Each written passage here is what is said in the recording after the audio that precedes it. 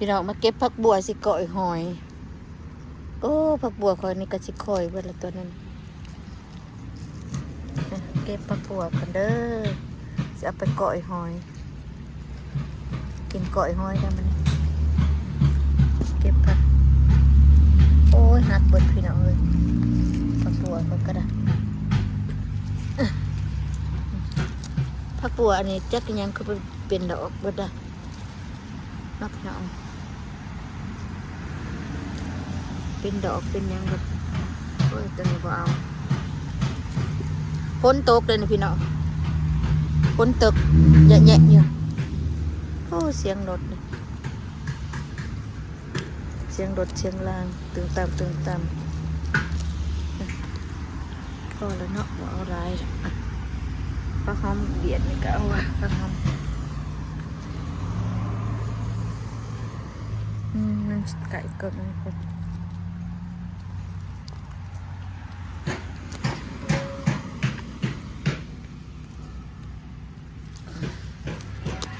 ช่วงซ้ำหยอดกันพอ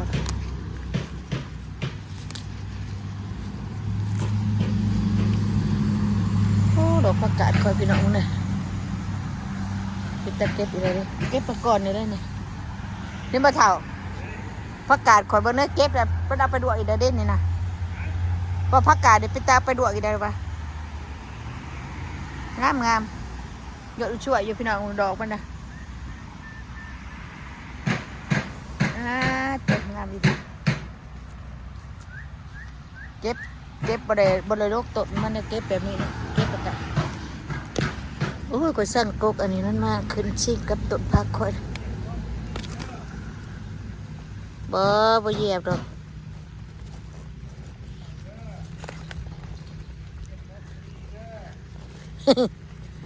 เท้าข้างอ่อยๆอย่างเหยียบต้นมักชะรีเพื่อนไปจะไปเหยียบนะพี่น้องเนาะจะแนมอยู่เด้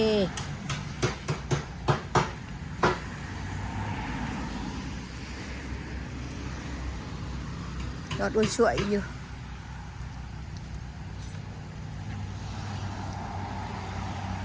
เอาเขามาบานอีกพี่น้องนี่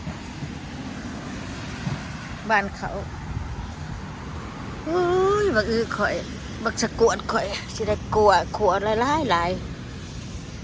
ปลูกง่ายได้อันนี้นะง่ายๆนะบาดปลูกง่ายๆเป็นหมากก็ได้ไม่นานก็กินมาทันแล้วนี่อาเก็บผักหอมก่อนสิไปก่อยหอยกินแรงต้นนี้ก็จะแม่มันป่องไวก็เท่าเนาะมันป่นไวนะเก็บผักหอมก่อนได้ผักหอมเสริมฮะบอคอยหูอยู่คอยบอกเจ้าแล้วงามไม่กูบอลนะเก็บเป็นอ่อนเก็บไปใส่ก่อยหอยเก็บผลงามเบิกบอลเงาดักตัดเดี๋ยวพี่น้องโอ้ยเคาะอีกอย่างนี้เนาะไกลได้เลยแน่เห็ดเบียร์แล้วมันกระดังเข้ามานี่เนาะมันกระชดังเข้ามานี่ที่บ่ตึกต่างๆเนี่ยมักชุกกับพี่กะเป็นหมากเลยพี่น้องโอ้ยเนี่ยชุกกับพี่กะเป็นหมากเป็นเล็กหมากคนมาเด็ดหยอดมาตูนไปกินเอาหยอดไปกินเอาไปท่านอย่าให้เด็ดจับกินหมากมันจะก่อน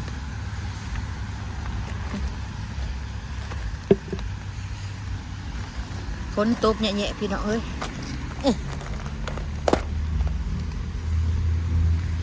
มักถั่วอันนี้นะขั่วแสบเลยพี่น้องเป็นหมากเป็นดอกเลยเป็นดอกเฮ้ย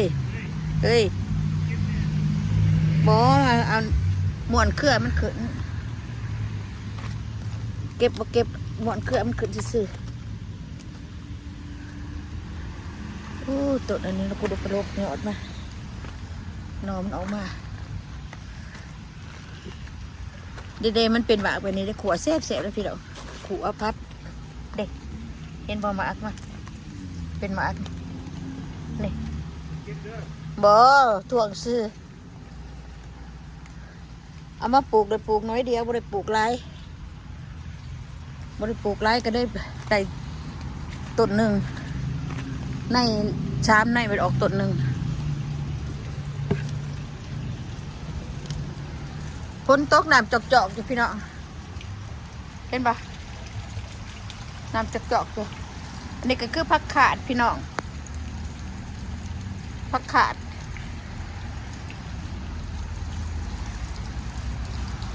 เบี้ยผักขาดฝนตกน้ำได้จอกๆอยู่นี่เด้อ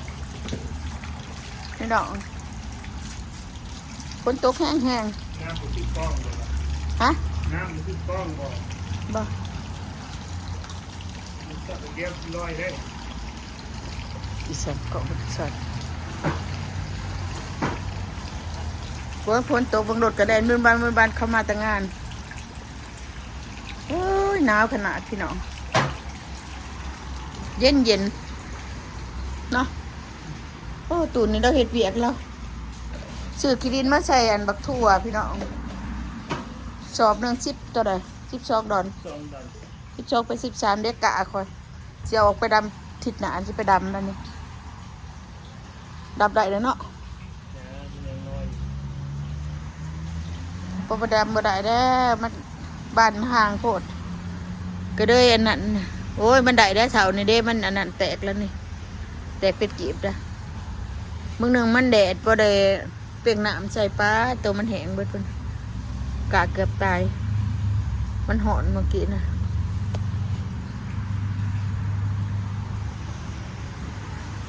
นี่ล่ะเฮ็ดบ่ออกเว้ย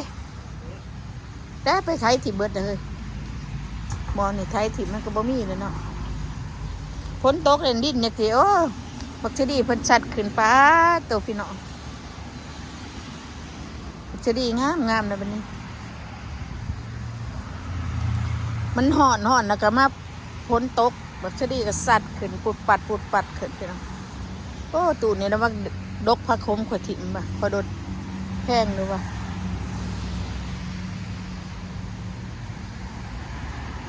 มื้ออื้อก็งามได้ค่ะนี่มื้ออื้อก็เท้าเครือเลยหน่อยเด็ดหย่อนมาตัวนี้นะนี่บักเขือมันบักอื้อมันเป็น2อย่างขนาดก็ได้ปลูก2อย่างรอบมึงพอเพิ่นมาตัดอันหัวกระเทียมต้นกระเทียมเขาถิ่มเบิดตรงนั้นน่ะเอาเมียมาปลูกมาซับเดี๋ยวตัดถิ่มเบิดนี่นะบ่ได้หัวดอกอันนี้นะมันบ่เน่าดอกแต่ว่ามันหักสิบอนใหญ่ค่ะคือเราจะทักหนอกพุ่นพุ่นช่างเห็ดตูนอันนี้แกแม่นเบี้ยบักบวบนั่นเนาะมันบักน้อยดอกนี่นะได้ลายนี่กระตุ้นอันนั้นมันสิขาวๆประคมเผาดกออกเป็นไก่ต้นชาดีเขาอย่าห่มเผาเอาไปลวกกินกระแสบอยู่ได้แกงออม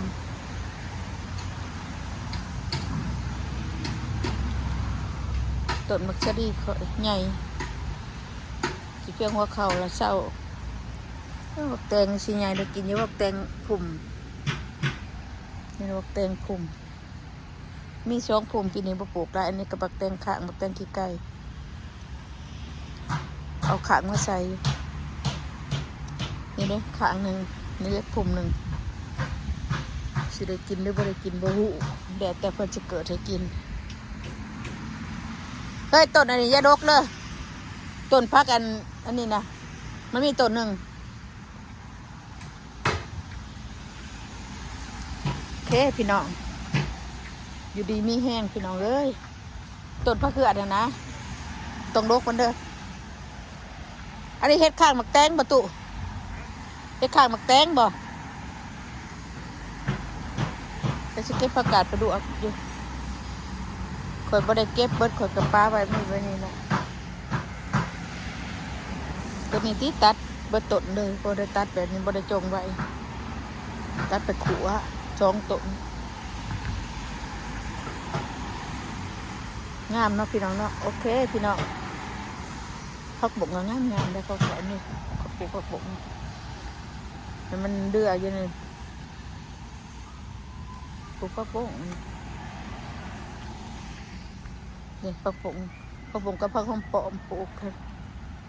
ผักพริก2-3ต้นชา4ต้นนี่ผักพริกผักบัวสารพัดปลูกนะเพราะว่าเอาไว้มันก็บ่อยากปลูกพริกหลายพอแล้วพริกปลูกน้อยหนึงก็พอ